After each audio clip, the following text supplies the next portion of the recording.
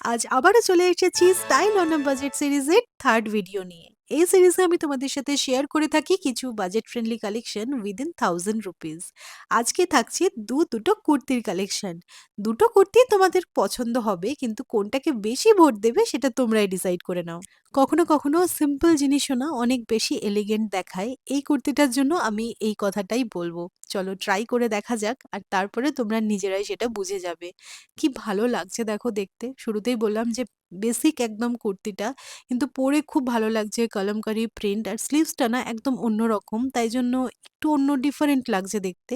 একদম পিওর কটনের মধ্যে, আমি যেহেতু কটন পরতে পছন্দ করি তাই আমি প্রেফার করি তোমাদের সাথেও কটন মেটেরিয়ালেরই সব জিনিস শেয়ার করতে।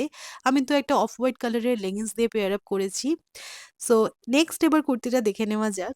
আমার তো এই কালারটা অসাধারণ লেগেছে। তোমরা ক্যামেরায় এক্স্যাক্টলি যেরকম কালারটা দেখছো সেরকমই।